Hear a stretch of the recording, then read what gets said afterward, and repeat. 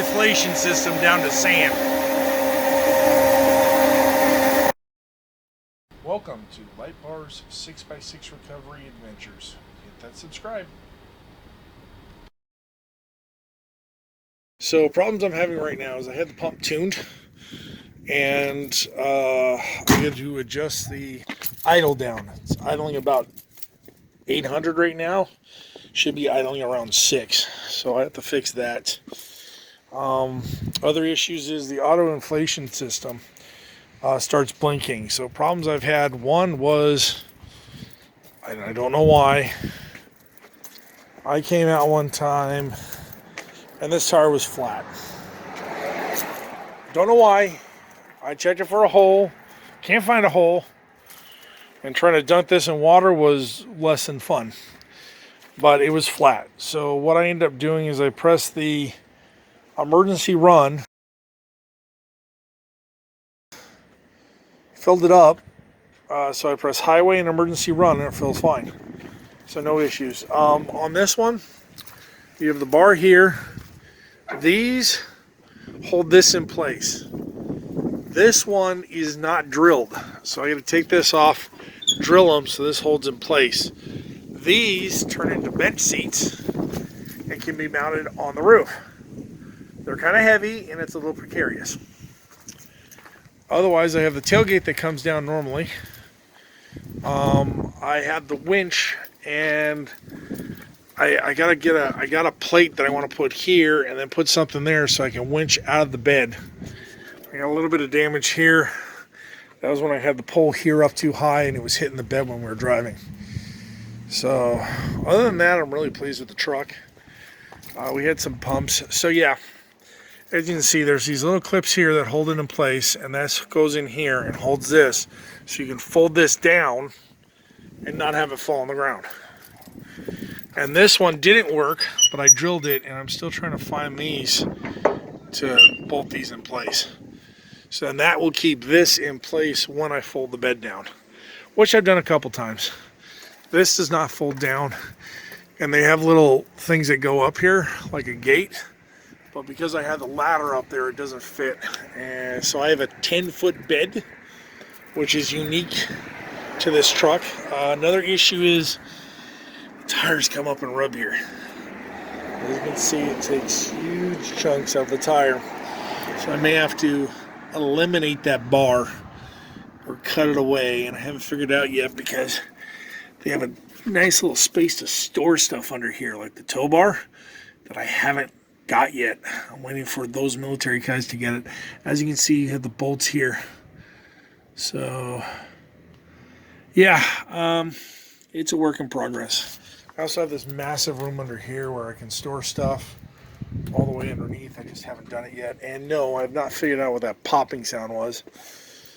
I did notice the floor buckles a little bit on the passenger side, but that's more of this. And the other problem I have is the mirrors.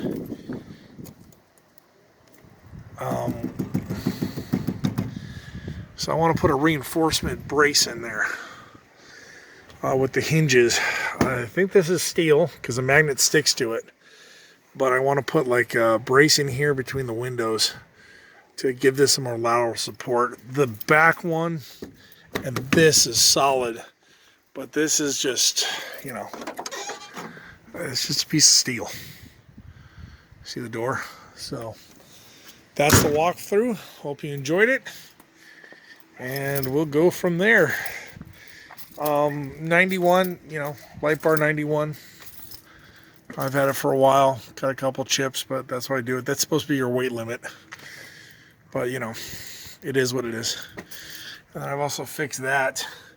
Saw down here that bar was hitting, so I put a brace across it right there, left to right, supported it, and just use those plastic things to hold it in place. So, and that's because the air cooler's here. I couldn't figure out how to get the brace in there, but yeah, fold the hood all the way over and work pretty good. So the kids have nicknamed this the Kraken, the blue Kraken.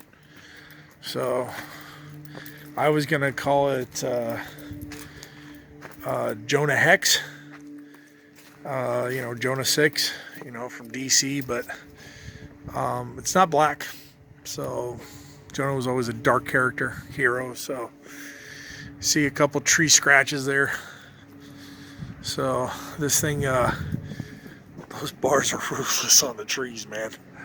I think I hit a tree here and took a big chunk out of it, but that was before they trimmed it. So thanks for the walkthrough. We're hitting 8 minutes.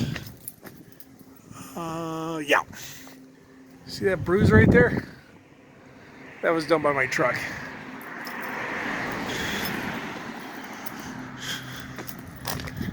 And we carved that out too. So yeah, that's when I first got the truck, I did that. So, have a good one.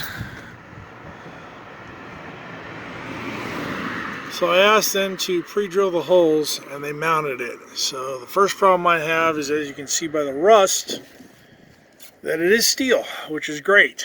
The bad news is it's rusted through. They used self-tappers. I'm going to replace the self-tappers with nutserts. And this light here is malfunctioning in a big way. So I was going to replace it all. I think what I'm going to do, because I can't get to the wiring because the cab is enclosed, without taking all the nutserts off and finding out exactly what they did.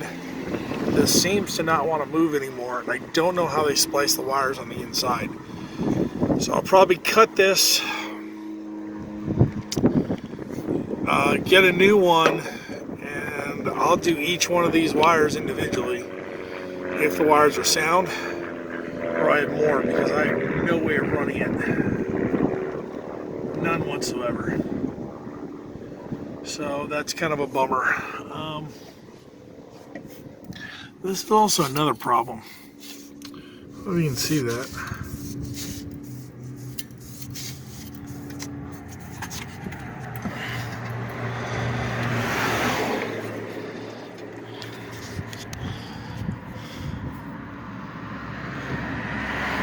Huh.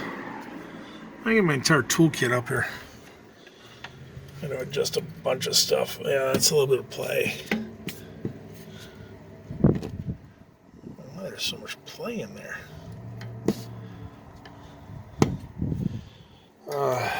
Yeah. Alright. So, yeah, little things. This is a nutsert tool I have.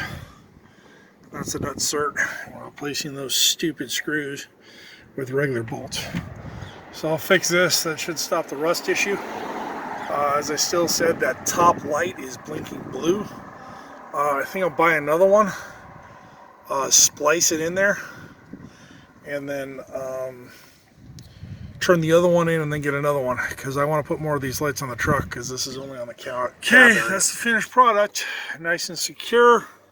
Should be a lot more watertight. Now I got some metal and other debris down here. I got a magnet on the inside. I'll wrap it in a paper towel and then do it that way. We fixed the idle issue today, I believe. Yeah, I still have a problem with this stupid thing, but I was going to stick it under that one, but it didn't work. Oh, I want to tighten that, and then we'll be done.